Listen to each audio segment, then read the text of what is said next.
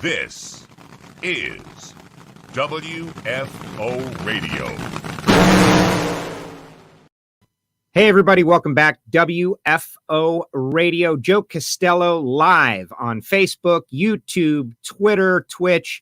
And we've got some great guests for you drag racing fans out there. We encourage you to start a watch party, share this show. We're going to hear from four-time Mellow Yellow Pro Stock World Champion Greg Anderson, Summit Racing, KB Racing. Going to catch up on everything that has happened during the break, the return in July, all of that stuff. His pursuit of 100 NHRA national event wins, which I was thinking could have happened this year, possibly, maybe middle of next year. But Greg Anderson going to be on the show just seconds from now. One of the greatest of all time. Also on this show, he is the general manager of Cruz Pedregon Racing. He's less than 30 years old, a mover, a shaker. Caleb Cox going to be on this show, and we connected. First of all, one of those people who deserves much more attention for all that he does and brings to the sport of NHRA drag racing, but bringing celebrities out to the track, all of that stuff. But we're going to talk martial arts. That is his background, and the whole big Bruce Lee 30 for 30 was this past weekend. I was very interested in it. We had a quick Twitter conversation, and that was that. So Caleb going to be on the show. You're going to want to hear that. Couple of things. Want to thank the people who make it all possible. Talking about Holly Performance. Holly coming on for a couple of weeks. For over 115 years, the Monster Energy NASCAR Cup Series winners, almost every Mellow Yellow Pro Stock World Champ using Holly carburetors. Now they've really dived into the world of electronic fuel injection.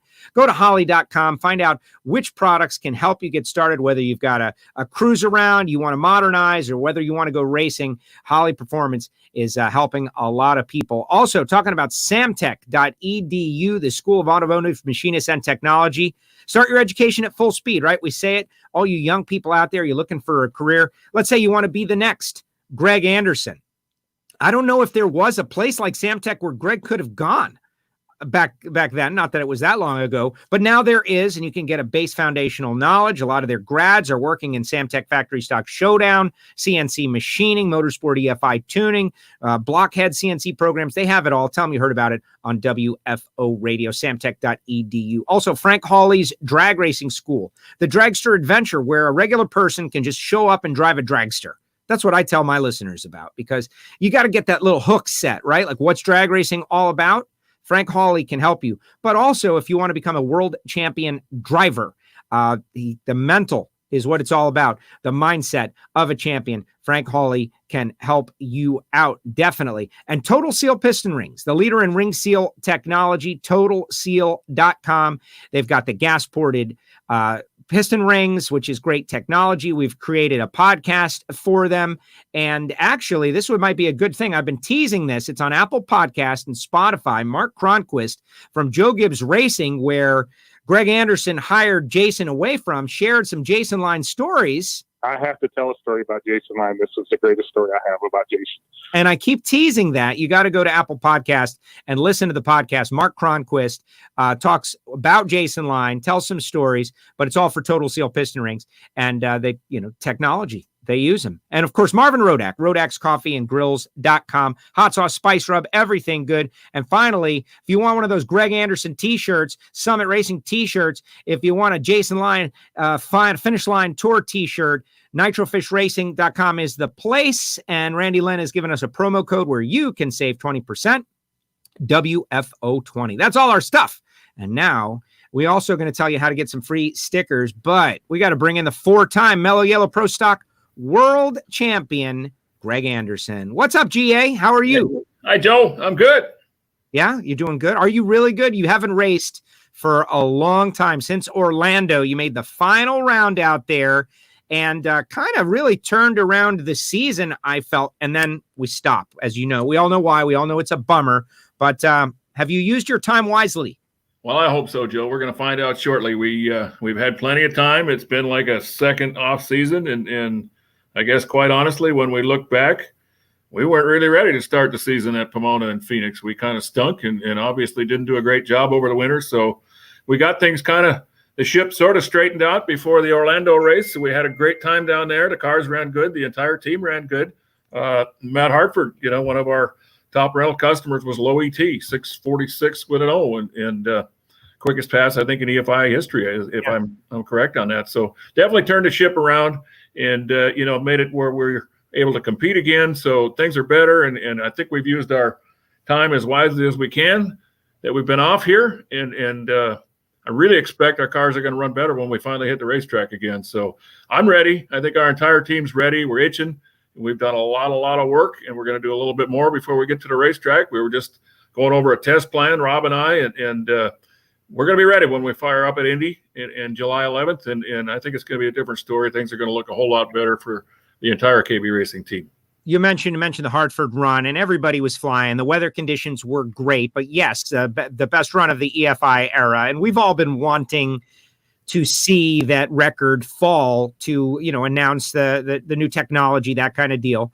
But it's also the case that the rules other than electronic fuel injection change. We had Robin Lawrence on here last week with Holly. We talked about the rev limiter, and it wasn't just about electronic fuel injection. There were a lot of changes. And now here we are. We're knocking on the door of setting a new world record. Yeah, it wasn't just we switched to fuel injection. We completely changed the way we bring the air into the engine. We brought it off the earth, basically, right at ground level, right off the hot drag strip. And it has to come up and make a 90-degree turn as soon as it hits the front of the intake manifold. So there's a lot of things that really changed. It wasn't just a simple changeover to fuel injection. So that's why it set us back a little bit, and we've been chipping away at it for the last 3 years, and we're definitely gaining a little bit. And it showed you down in Florida that we're probably very close back to where we were back in carbureted days. And, things were a little different down in Orlando. We had a really, really, really great racetrack. We had great weather conditions. And at NHRA tracks nowadays, Joe, we race on surfaces that maybe aren't prepped to the max like we used to have them. And it's been by design. And it probably taught us a few things about our race cars down at Orlando, but that maybe it wasn't 100% a power issue. Maybe we weren't managing the racetracks very well. So our cars ran better down there. And we certainly realized that part of it had to do with the race surface, just being a whole lot tighter. So it's taught us a lot. And now we need to, work on that lesser of a surface when we go back to NHRA racing, I guess, see if we can run fast there.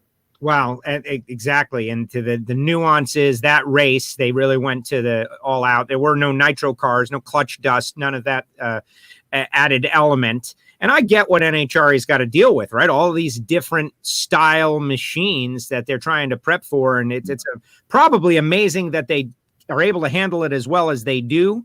But maybe we don't get to see quite the performance out of your cars. Yeah, that's a fact. It's absolutely hurt the performance of these cars, and some teams have done a better job of managing what we've got to work with out there, I guess, than we have. So it opened our eyes, absolutely opened our eyes down there. It's kind of sometimes you forget about what's going on and what's different than 2-3 years ago, and the race services are different, and we've got to make some changes. So we learned a lot. We learned a lot at that Orlando race. We not only had a great time, and it was a great event for everybody, we just flat had a blast. It was a fun race right from start to finish, and I would love to have all of them be like that. You don't have to worry about points. You go out race for big cash and a great race surface. So it was just a blast down there, and it's going to take a while to get that one out of my mind. All right. So as you know, people are out there on Facebook. I've got so many questions, but there are people who are submitting some questions. And so I'm going to, bounce some of their questions off of you as well while we talk about what we're going to talk about. For instance, Chuck is out there. No countdown. I think this is interesting. A lot of people have been wanting no countdown. I love the countdown, that run against Erica, which I believe was the single most anticipated run of any class all year last year. What you did, I know she didn't like it at first, but now she says that she's glad it happened, right? It just shows you the perspective of in the moment. But now we get to see the other side of it. We get to see no countdown. Every race, the first race matters just as much as any other race as far as winning the championship. What is your thought? Well, I've said this many times over the last few years. I've always been a believer in the old system. I believe that your car and your driver has to prove that he can perform well at every single type of racetrack, cold, hot, greasy racetrack, great racetrack, high altitude, low altitude. You don't get all those things in the 6-race countdown. You kind of get a small grouping of that window. So, it really just comes down to how good you are at those last six racetracks. And that's who decides your champion. The good part of it is absolutely, like you said, it usually comes down to the last race. A lot of times comes down to semifinal or final round for all the marbles. You don't get any better than that. But for the purist in me and the racer in me, I like it better with the system where we don't have the countdown, where you have to be the best over the long run, and they all count. You don't get to throw any out. I found myself saying too many times over the last few years, well, we didn't do very well here, but it really doesn't matter until the countdown. You can't say that anymore. So I like that about that. You will not be able to say that. Well, okay. It's a lot of debate going on. I'm interested to experiment. I like the idea of not being locked into any one thing. That's always the case, and experimenting. Look what we're seeing with NASCAR. These midweek nighttime NASCAR races are turning out to be really interesting. Yeah. So, well, let's try it. Let's see how it works out. Mike Heiner is out there, by the way, as a listener. Said it should be a season championship. I agree. Can you block him? Yeah, I think I could probably block him.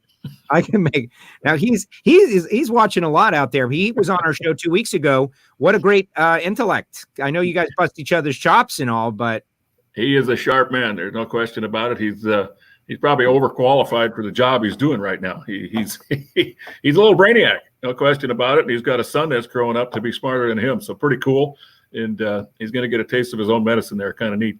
Here's one. Rodax wants to know, how many dyno polls, right? Like, there's a question everybody associates with you guys in particular and Pro Stock. Now, I don't know, like, is that a everyday kind of question? Is there a day of the week or a couple days a week you do that during COVID? Is it different than during the regular season? Like, how do you schedule that kind of thing? Well, for us here at KB, the dyno runs almost every single day, but the thing that's different here with us at KB than it's been, say, in years past is we work on other engines nowadays. We work on factory shootout engines. We work on Hemi engines for super stock. We work on stock eliminator engines. We work on pro stock engines. Pro stock probably still gets 3/4 of the time, no question about that. But right now we've got one of Victor Cagnazzi's direct injected stock engines on the dyno right now. So really, really, really learning experience for us lately, trying to figure out how to dyno these different engines, how to build these different engines, how to make them make power. And we've diversified, I guess you'd say. And it's been a very learning and entertaining process. But the dyno runs pretty much every day with some type of engine on it. That's great. Well, and running a dyno, it's work for you. But yeah, this looks like it's fun. Jason pulls the handle. He gets the most fun. It's like jumping in a race car, but I like preparing it. I like getting the motors ready and making the adjustments and things when we're on the dyno. So it's a two-man job pretty much, and I think we do a pretty good job together. Okay, some of the questions are silly, but we'll attack them anyway. Derek wants to know if you and WJ are going to have a rematch of the race again, which that's doubtful. Yeah, I think you're going to answer that one. Why? But I doubt it. I would love to, but I don't think it's going to happen. Not at the NHRA. No. You have to be on a back. Somebody else is going to have to put that on. Yeah, exactly. It probably won't be in Camaros either, unfortunately. So. Yeah. Let's see. Maybe you could do a foot race. Unless he brought his own. Maybe if he brought his own. Just what a nightmare. But I digress. But you worked with Warren for many, many years. I heard him to do the clutch, and I heard that he would bump the engine over on you. You were talking about Sam Tech. I definitely went to Warren Tech. I went to WJ Tech. It was quite the university. I certainly learned a ton from the man. He was jack of all trades and a very sharp individual. He's a very good teacher. He was a very hard worker. And hey, I have nothing negative to say about it. I obviously, owe a lot of where I've come in my life to that man and to what I did down there and what I learned from him. So no negatives from me, and I thank him for the experience. It was a great college. It was a great university. Both Minnesota guys, and if you combine the number 1 and 2 winners of all time in pro stock, both Minnesota, and you're chasing that 97 number, ultimately chasing 100 NHRA national event wins. I want you to get there because that means you have several more years in your career and some great success. What about that number? Like 97 with Warren, like I think about when Bob Glidden reached 85. Yeah. That was a huge, huge deal. And then when Force reached 85 and when people passed 85, it was a big deal. Now Force has set the number out there where it's impossible. So it's kind of like Force is in his own universe. Right. 97. It's a big number. And it's a big number, no question about it. And 94, what I'm at right now, is a big number. And yeah, my goal obviously is to try and get past that, try and get 100. But who knows if things happen like they've happened this year? I don't know what the future brings. So I'm going to keep trying as long as I can, and as long as there's a place to go race, and I've got the luxury of being able to do it. I'm going to do it and try and keep winning. And I tell everybody that asks me how much longer I'm going to do this, it's a simple answer: until I can't win anymore. If I can't win anymore, if I don't have the talent to win anymore, either from myself or around me, I'll jump out. It's as simple as that. I'm not going to go to the race just to show up and be one of the field fillers. If I can't win anymore, I'll stop racing. So I don't know if that's tomorrow or 3 or 5 years from now. We'll see. Okay, Torque Addict wants to know, what kind of car do you drive outside? Hot rod, a muscle car, an econo box. What kind of car do you drive, like to get home and go to? I'm pretty boring. I drive a Chevy pickup truck back and forth. Chevy. I'm all Chevy. I've always been a GM man, and certainly drive them. But it's nothing fancy. I think it's a 2007 or 8 model. Nothing fancy. It's a shop truck, basically, we call it. So I save my fancy cars for the racetrack and my fun for the racetrack. Well, what about this? I drive that too. What about that? What about the? I did some 1980 model Honda lawnmower. And my trusty dog, Harley, helps me cut the grass once in a while, and we have a good time there. But once again, not a showpiece for a lawnmower. I did some. Gets the job done. I had a couple of people send some photographs. This was your reaction after a race. I had a couple of people send some photos when they found out you were going to be on the show, and this is one of them. I think you look dignified. Like, did my wife send that? I don't know where it originated, but now it's out there in the ether now. Wait till I get home. I think you've done a good job with the dog. Look at him. That's great. I'm getting him close. He's almost able to do it himself. If I get to where he can do it himself, I'm going to be a happy man. The autonomous mowers are coming sooner than you believe. Do not worry. Gator Nationals, September, heat, different. How do you handle that? How hot is it down in Florida in December or September, Joe? I think it's going to be pretty warm. I believe it's going to be pretty warm, and it's going to be muggy still, and with still air, sticky still air. Maybe really, we're going to have a lot of those style races when we get up and going, aren't we? Yes. Yeah. No, definitely. So it's going to be a different deal. Absolutely going to be a different deal than years past. You won't really have the break in between where the hot weather can pass. And you only have 2, 3, 4 races in the heat. You're going to have probably 10, 12 of them in the stifling heat and humidity. So that's going to be a different challenge. Yes. Now I've got a question about driving the cars. You're known for both, actually, when we could go back in your career and look at big rounds and like Erica is known for her reaction times, but there have been many situations where Greg Anderson needs a great light or critical run, and you have a great light and you get the run. Against Erica in that race we talked about, you treat her by a thou. You did what you were on the tree. Let's put it that way. These cars are very challenging to drive. Last year, Matt Hartford let me warm up his car, and I got the most minor sense of what's going on in there. And it, as much as I love Pro Stock, it fundamentally changed my attitude. Like, oh my gosh, you got to do like many things at once. It's almost like playing an instrument, right? Yes, I heard some stories about your first burnout with Warren's car. If you want to share that as an example to the people who don't get how challenging these cars are. Let's just say I set the bar very low. My initial try at it was poor, very embarrassing. And yes, I completely destroyed the clutch on the burnout and had no earthly idea. I heard the motor just screaming away and thought the tires were spinning. The tires were not spinning. The clutch was spinning. The tires were not spinning. The smoke was out of the bell housing, not off the tires. So very embarrassing. And I backed up from the burnout thinking, well, here we go. I'm going to make my first competitive run at a race, and they're all going like that, shut it off. And I'm like, why? And they're just shaking their head. What an idiot I could have been, having no earthly idea that I had destroyed the clutch on the burnout. And I've seen it happen a couple times, to people since, but I'm telling you, it's my start was less than auspicious. It left a lot of room for improvement. But how great a lesson is that to people, though? I mean, you don't want that to happen. But It's a great lesson, and it just shows you how difficult these cars are. I've been outside of them for I don't know how many years with Warren, and until you get inside of one. I had watched Warren make thousands of runs from 2 foot outside the race car. This can't be that difficult. And when I first got in it, it absolutely blew your mind. And it seems like you can only process 1 or 2 things at a time, but you need to process 12. So I couldn't do it. I absolutely couldn't do it at first, and took a little bit of time to get right.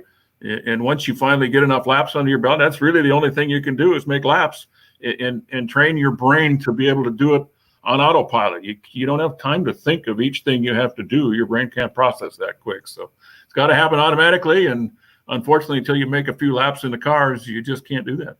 That makes perfect sense. Fan interaction. This is not really a great question for you, but maybe you guys have discussed it or thought about it. You talked about testing already, but like we want to have fans. There's going to be a limited number of fans in July. You guys will be at the first of the 2 July races.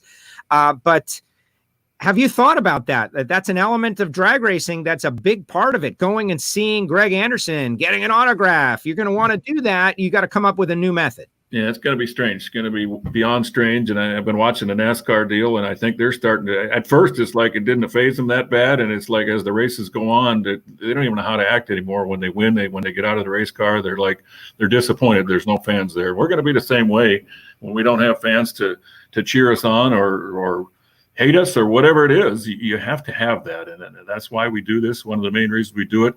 It's the beauty of drag racing. It's the most fan accessible sport there is. So we've always had it going for us, and without it, it's going to be a whole different deal. And I can only just hope and pray it doesn't last long.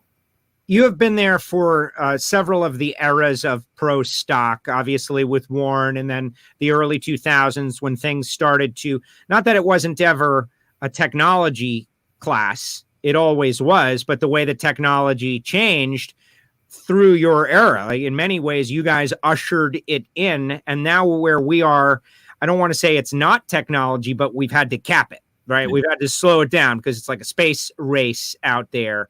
Just, speak on that a little bit. Some people, they long for the golden era, the 1980s, when there was a Monte Carlo Pro Stocker and Pontiac and Oldsmobile and all these different brands. And 50 cars would show up, but they were really like, 3 that could win the race, as opposed to where we are now. Well, I think all of us started and picked this class to begin with for the reasons that you talked about. The class was unlimited, basically. Anything you thought of or dreamt of, you could go create and bring to that racetrack. Yes, you had rules that kept the engine at a certain size or whatever, but you could do whatever you wanted with every engine piece you had, with every car piece you had, and it was a complete 100% effort from bumper to bumper. All the driveline, all the body parts on the car to work on that every week. Whatever you could dream up, you could change on that race car. And as we've gone on, we've had to kind of clamp down on that because, we need to contain costs. And it did get out of hand. But that's for sure why we all started in this class, why we love this class so much, because it was the class that was basically anything you dreamt of, you could create with your own hands or bring it to the racetrack and try it. And it was just a million different ways to skin the cat.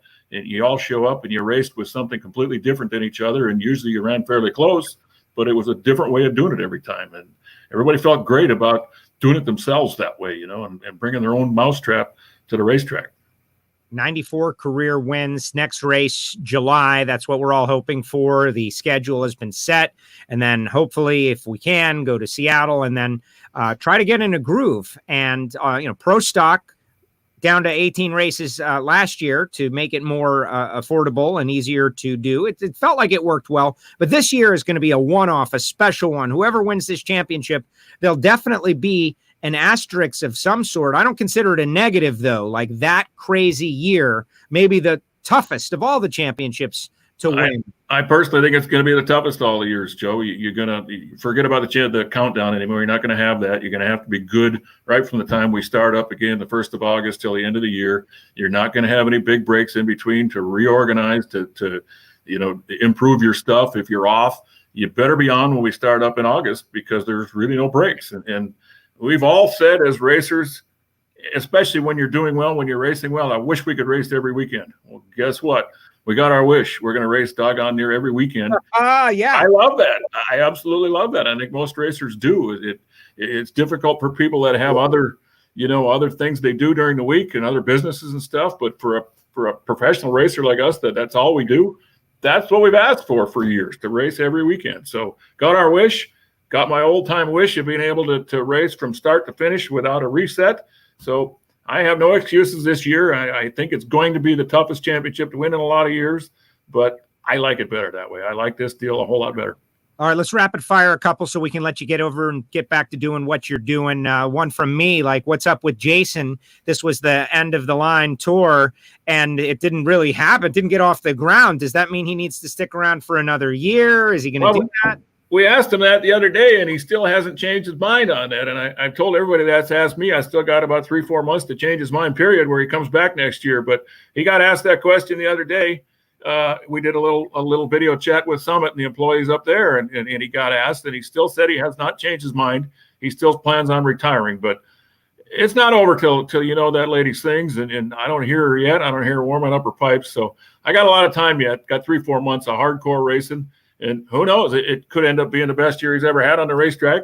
And he may say, I can't quit. I don't want to give it up. So we'll see. We'll see what the next few months bring. But I'm not betting the farm that we're going to have seen the last of him by the end of this year yet. That's good, because it's okay to change your mind, Jason, if you're over there. A lot of people change their mind. Changing mind is okay. Okay, Derek wants to know about the mountain motor cars. Now that they're in NHRA, would you consider fielding an entry? I'm more interested in those engines and stuff. You mentioned doing other engines, but that's is that a totally different universe, the mountain motor stuff, compared to what you guys do? I'm thinking RPM, et cetera. It is a totally different universe, but so are all the other types of engines we've been working on lately. So we're not shying away from any challenge right now. And if the opportunity presents itself, either, to race one or to build one, I think we jump in.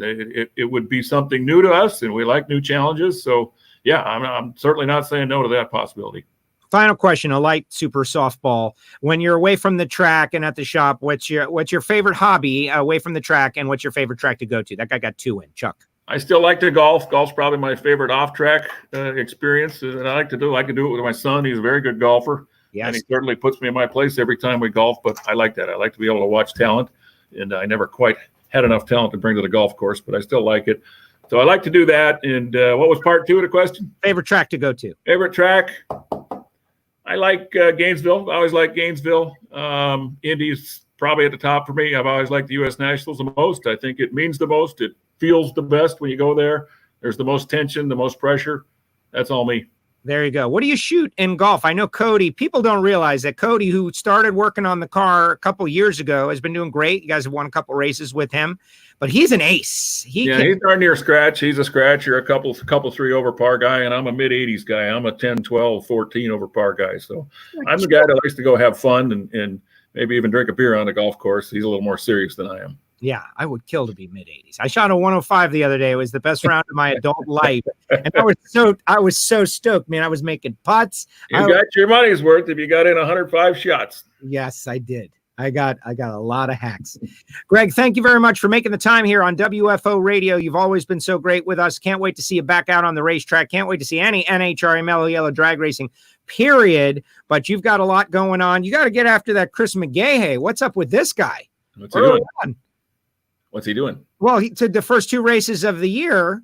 You and him had to run each other. Oh, okay. Yeah, I forgot all that. See, I got short-term memory loss. I'm old. You have benefited in a way from this. I haven't lost to him in the last couple of months.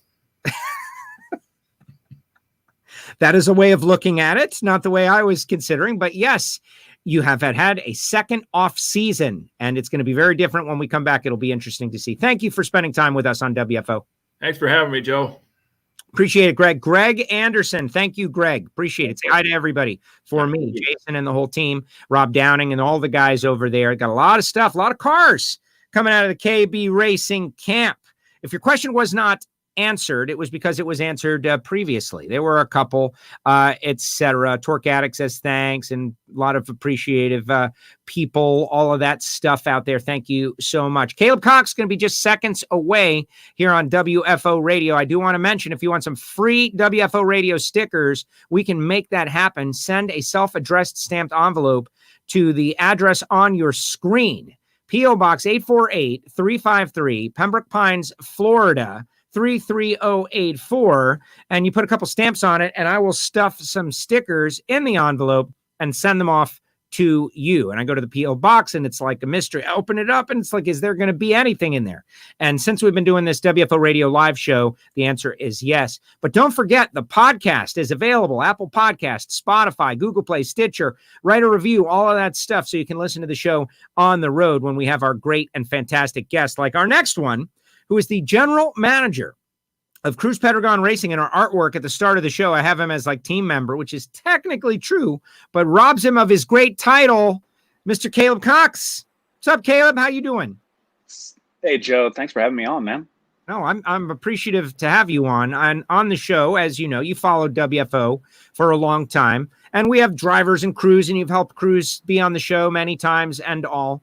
But I want to feature people like you more and often, because without your work and labor, I don't know what the sport would look like. I certainly know that, we wouldn't have a lot of the celebs coming to the track that you work on, but that's not even why we connected to have you on.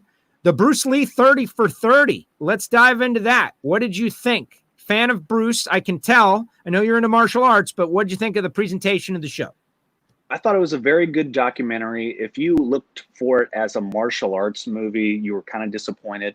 But really, it was focused on, Bruce's struggles coming up and wanting to be the lead Asian actor. Obviously, back in the 1960s, that wasn't going to happen. But you get a good sense of Bruce's, how he portrays himself, how he will not take no for an answer, how he will keep moving forward, how he continues to go after his goals and his dreams when everybody tells him, no, you can't do it. And diving deep into that aspect and that mindset was a little bit more interesting to me than the whole martial arts aspect, because, you can go look on Bruce Lee and see YouTube videos and this. I mean, there's not a lot of video out there of him. I mean, he only passed away. He was only 32. He was only a couple of years older than I was.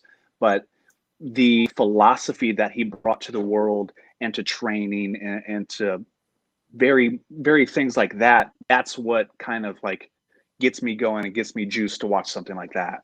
I agree. It's funny how the world has changed. Everybody knows we're going through change again.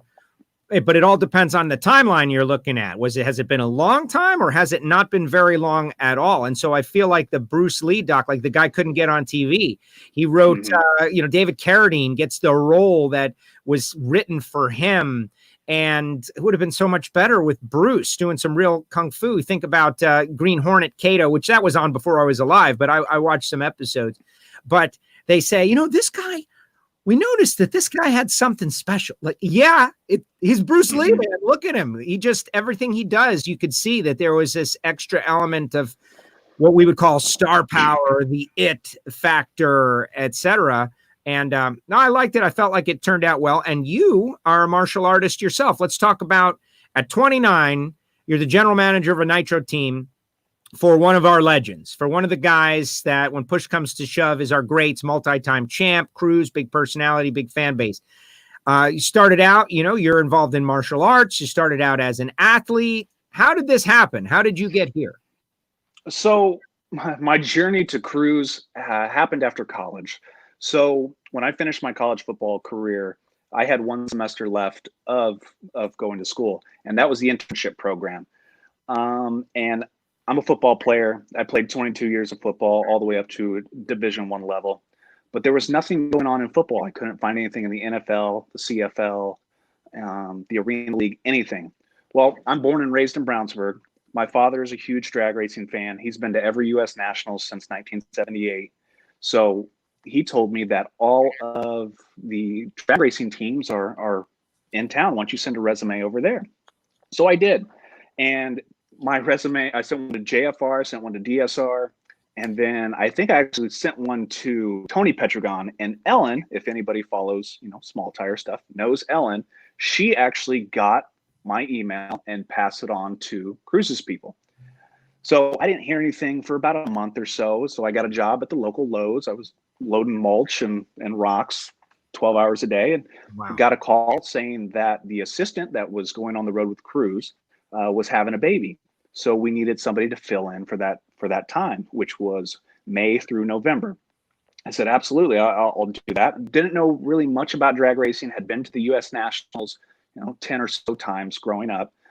And, I hopped in, kind of started learning the ropes. And then I think Denver that year, she went on leave, and I kind of like maintained the team as a 22-year-old kid, not really knowing what I was doing.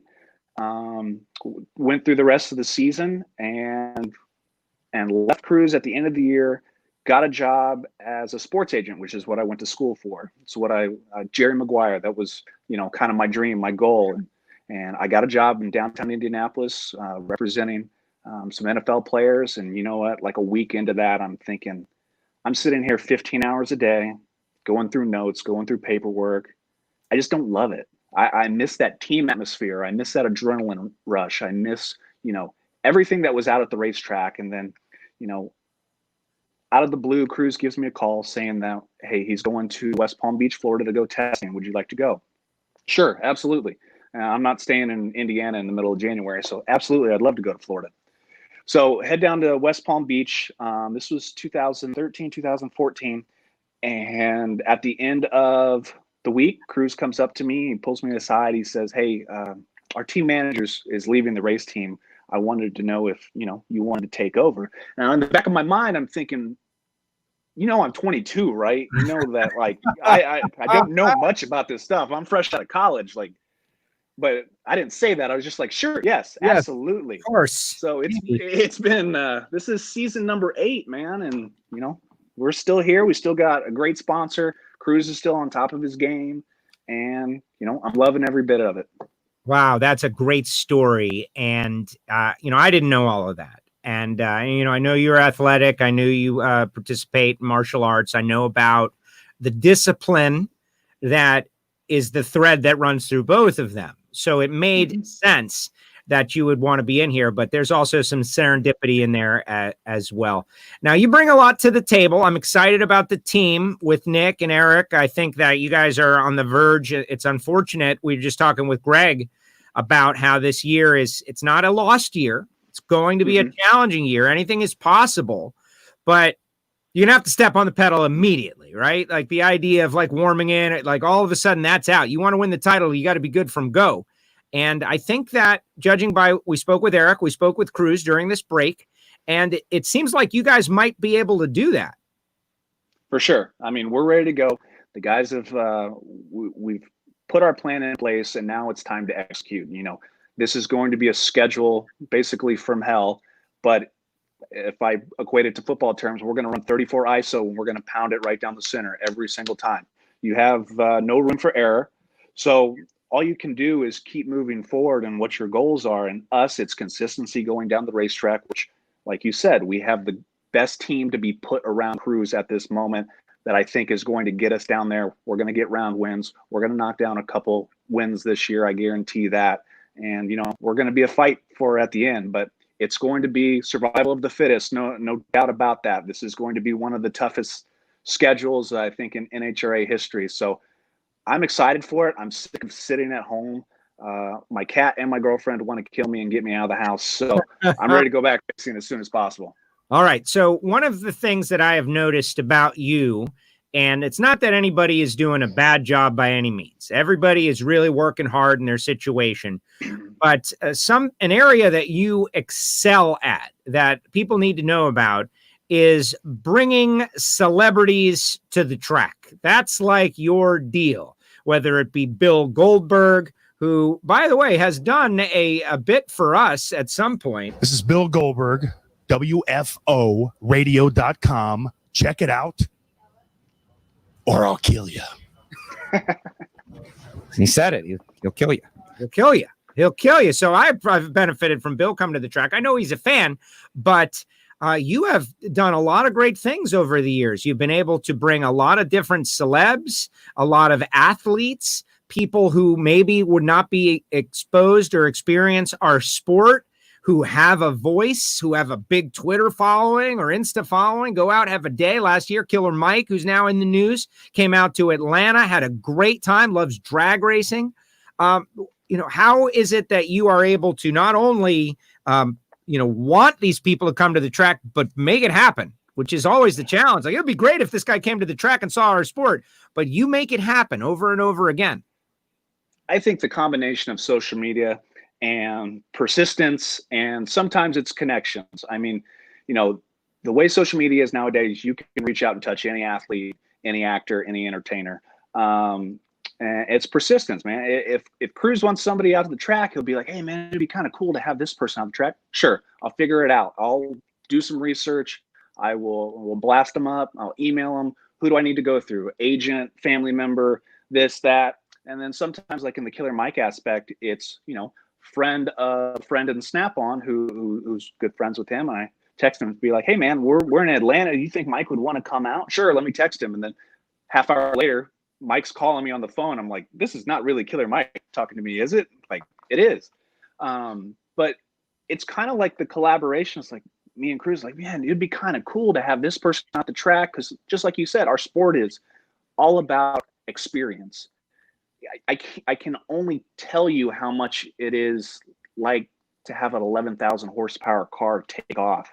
I need to bring you to the track. I need to have you experience this. So you're going to go out there, you're going to tweet about it, you're going to Facebook post about it, you're going to text your friends, then they're going to want to come out. So building that fan base. I mean, one of the best things that happened, I think, for Cruz and myself was meeting Larry Holmes, and meeting that connection was with her daughter, Larry's daughter, Candy.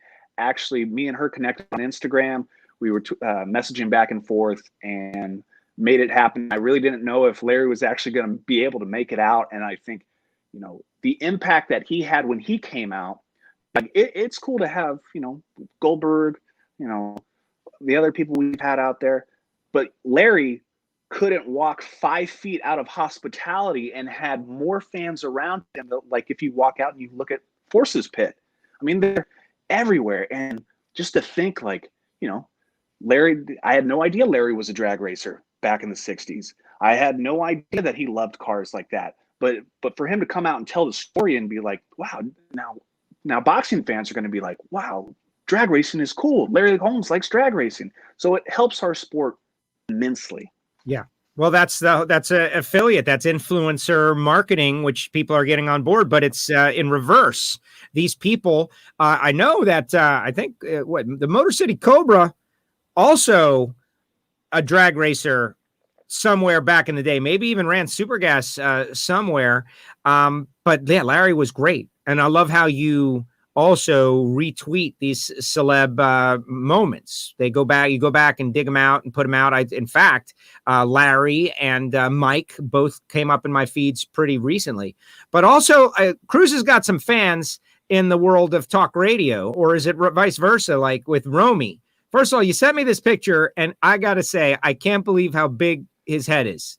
It's the bigger the head, bigger the star thing from Entourage. If you got a big head, you're a big star. Now I know why I'm failing, man. Look at Rome's head. It's huge. And he's obviously an icon, and he loves Cruz. What's that like? It's a great, honestly, when I first met Jim, I thought, because, I'd never seen him. I'd listened to him on the radio for years. I thought he was like 5'8", and he's 5'10", 5'11". But Jim is the most down-to-earth guy. You would think, he's on CBS Sports Radio making $12.5 million a year, that he's, some pompous dude. But he is one of the nicest guys of all time. I got his executive producer, Adam Hawk, and some of his crew members came out to Pomona one year.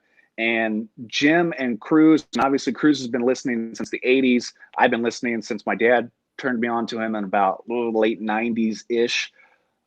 But like that connection, he respects that, you go way back, that you care about the program, that we're in, and we follow the program. Like me and Cruz will text about, what's on Rome today during lunch, because it's 12 to 3 here. And I'll go home, I'll watch an hour of it during lunch, and then come back and listen to it while I'm working here in the shop. And, the Smack Off's coming up next weekend, which is the biggest event for Rome. And we've gotten on board where, hey, if you win the Smack Off, not only do you win the $5,000 that Jim offers, we'll put your name and your face on the funny car for a weekend. So, it's fun interacting and stuff that we like Cruz says, there's always parts of the car. It can't all be corporate. The car is a part of himself. So he wants to, that's why we have names of the car. Each body has its own names. That's why it has Raider logos. That's why, it's a reflection of himself. So if he can give a little bit of space to, have some fun and be himself, that's what he's going to do. That's great. Well, I like Rome because I'm a talk radio guy. I'm Southeast Florida, so we had our own guys, Stern, but Rome with his, he really a pioneer. The late, great Steve Evans was a big fan of Rome, and Cameron has often told me about, how Rome came up and really made a lot of changes and did certain things. And obviously you can't argue with his success, but he has Cruz in, man. When are we going to get this guy to the track? I think he's been, but that would be good. I keep trying every single year. Winter Nationals falls right after Super Bowl. Right. So he's right there. And the biggest thing is, I keep trying. We've brought tickets to the event. I text his EP all the time, be like, hey man, just get this in Rome's ear. We're going to, I guarantee we're going to get him out there because he talks big on NASCAR, but you got to come out and experience what we have to offer. I'll put you right behind the car, 5 feet from when Cruz launches, and you'll never talk about anything else the rest of your life. Exactly. Our greatest challenge and our greatest blessing. Once you come out and stand there, you will remember, appreciate, respect, and maybe even love the sport of NHRA drag racing forever. The problem is getting you there one time. And celebrity types, it's just very challenging. But all right, some final thoughts. Obviously, the year is going to be hellacious, but it's great to have a year.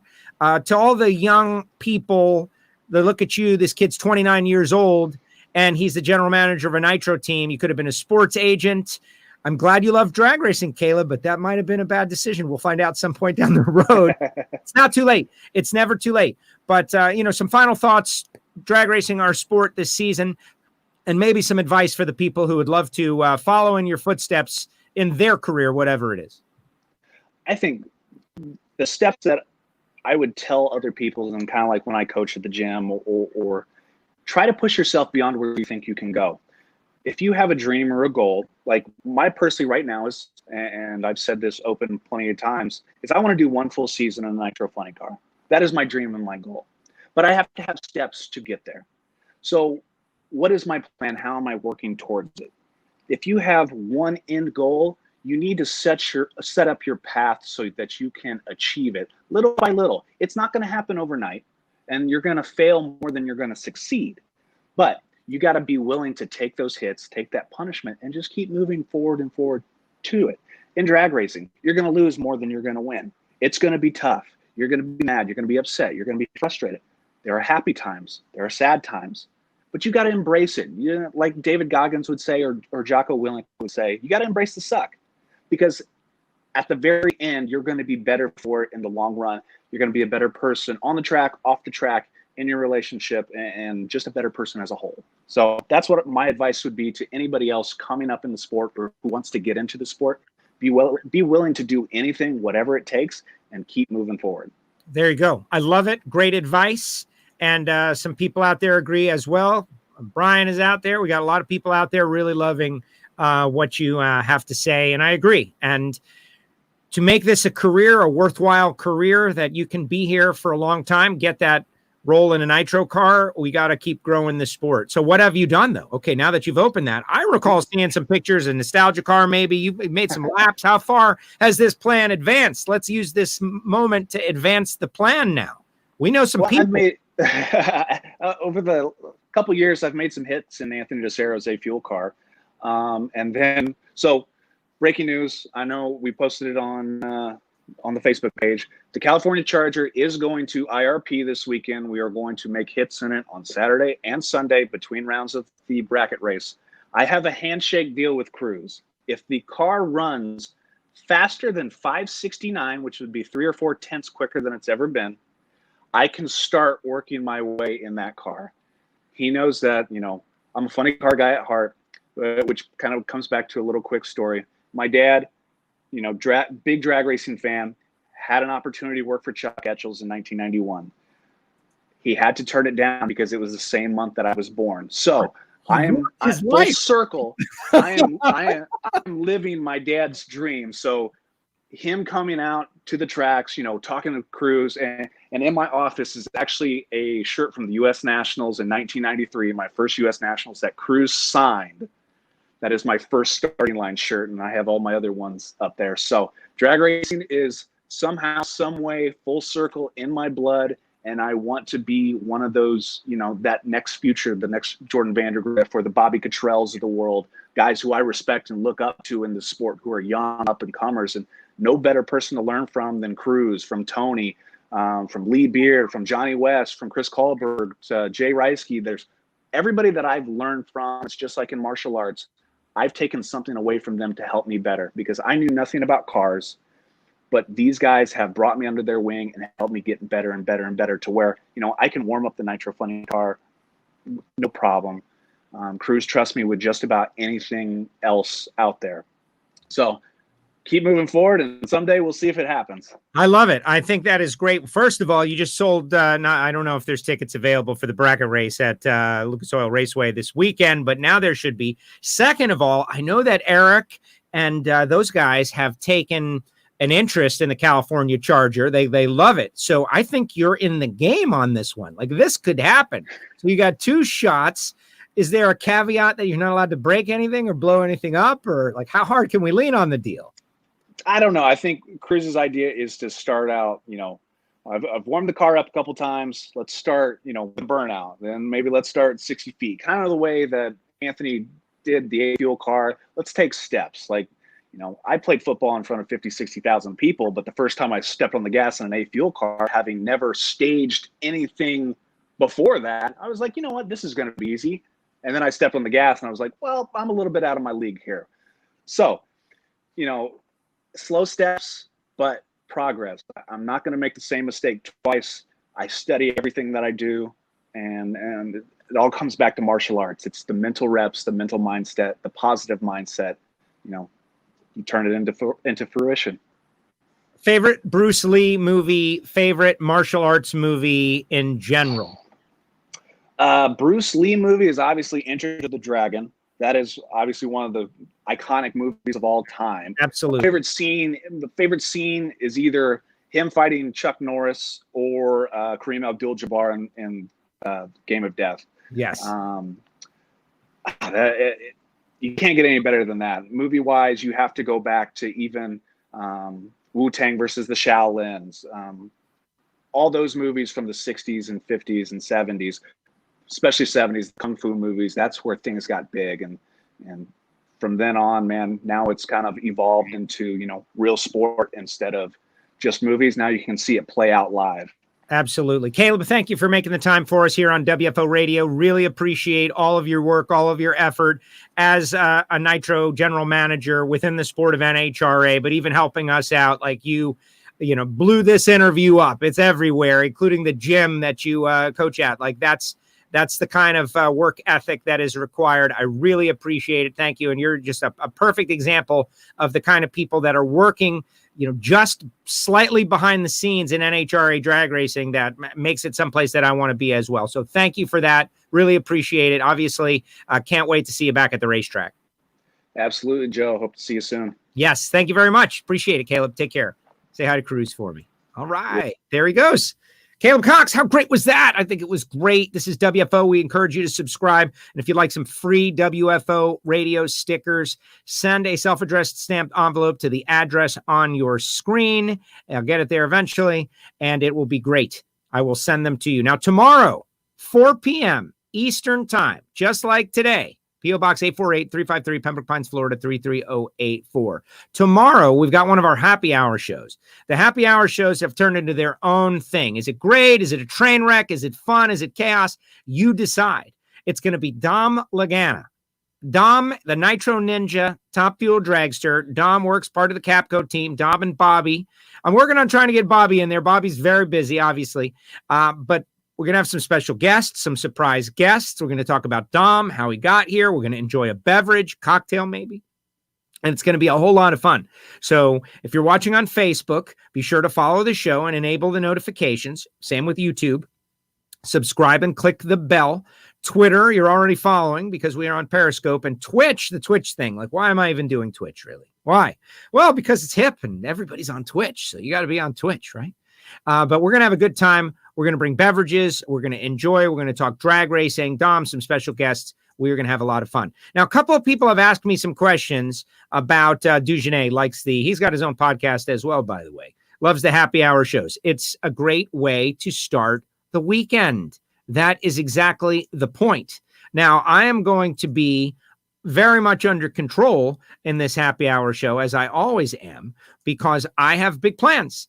And if you saw earlier in the week with Alan Reinhart, we've had just a crazy week. Homestead Miami Speedway NASCAR this Sunday. So I'll be watching that because I won't be able to go out there as media. But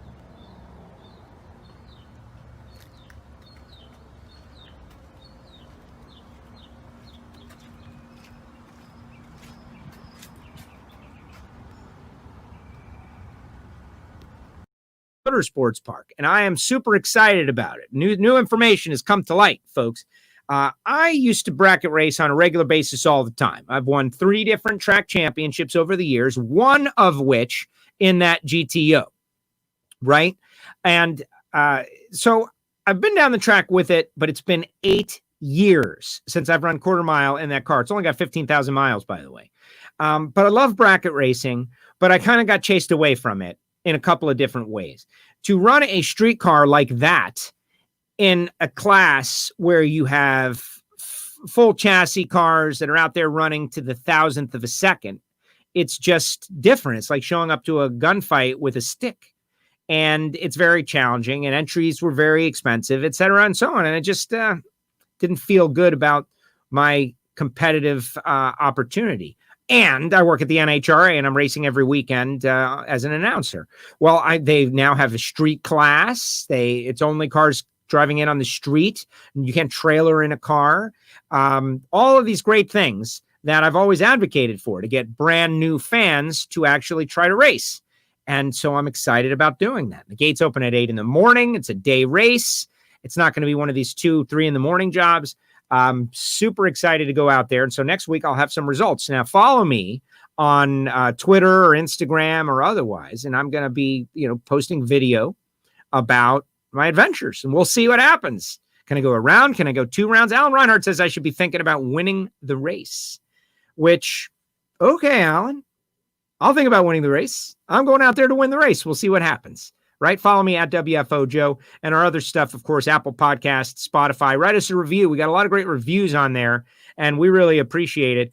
YouTube, the YouTube channel is evolving. Subscribers, never a bad thing. Click the bell. So when we post something new on there, maybe I'll stream through YouTube. Who knows? Also, WFO 20. You want a Greg Anderson t-shirt, a Jason Line t-shirt, nitrofishracing.com. WFO 20 is the promo code. Big thanks to Steve Brenwald for doing our artwork. And a couple of final comments from you folks out there. Let's see exactly what you guys have to say as we wind down. What did you think of GA? Go win that race, brother, says Dugenet. Absolutely. That is my intention, to go to win the race. Now, Alan caught me out a little bit. I'll go there for a second when it comes to my own racing. Like, for instance, in the background, you see the Christmas tree from Miami Hollywood Speedway, where I got my announcing start. But in between announcing, I would go make lap after lap after lap, just like Caleb was talking about. You've got to go through a process. So I feel pretty confident of what my routine is. It's in there. It's in there. Knowing the car and getting the car right is always a challenge. And it's rare that a car is just going to repeat first time out. You have to learn it, like what it likes, what it doesn't like. And that usually comes from racing it a couple of weeks in a row. Later in the rounds, did you do something that caused it to slow down a couple of hundredths of a second? And, oh, don't do that again. those kind of things. Learn from your mistakes. Don't make the same mistake twice. So I really felt like I could go out and get back to being able to compete and win races if I raced 2 or 3 weeks in a row, 3 or 4 weeks in a row, if that was available. It's not available. So I'm going to have to just figure it out and, maybe catch a break. But the mental set and the routine and what I do, it's all in there. It's programming. Just got to figure it out. Got to sort it out and then work on the car. I will be doing that. And so we'll be posting that probably on Instagram, Facebook. I'm not going to be able to do them all. So just look out and I'll let you guys know where exactly we're going to be posting that. Happy or racing, no racing in Southern California. Yeah, I know. On that note, the numbers in Florida, we had 1,680 something new cases yesterday. And like 7 of the last 8 days, we have set new records for cases. Now, when you think of the population of the state of Florida, like 20 million, and you think about 1,600 cases a day, it makes you feel good if you're into the numbers. But I am going to continue to do all of the things necessary to make sure that I am safe. And to get into the track, for instance, you have to wear a mask. These are our WFO masks. And I'm going to wear it, man. I'm going to wear it. And stay away. The good news about drag racing is you really don't have to interact with anybody if you don't want. Certainly there's racers out there that are exactly that way. They don't interact with anybody. You can stay away. I could be sitting by my car. Someone comes over, halt. Do not approach me. And you can race and compete. Same with golf. You can race and compete without encountering people.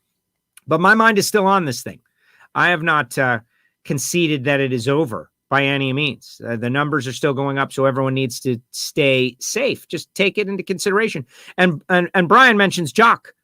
Jock is home, people. He was on a ventilator. We had Steve Johnson on the show 1 week ago. And Steve, as a great surprise for us, brought us into Jock's hospital room. And we got to communicate with Jock for the first time. And now, judging by the post on Steve Johnson Racing's Facebook page, Jock is home.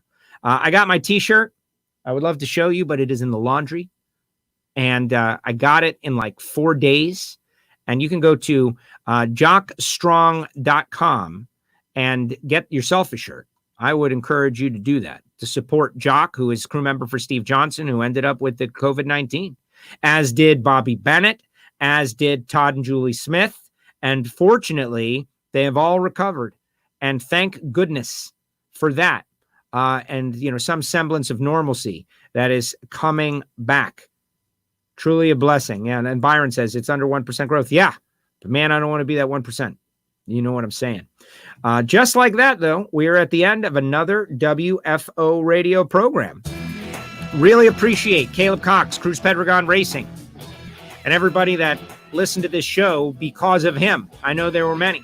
And Greg Anderson, the 4-time Pro Stock World Champion, 94 career wins.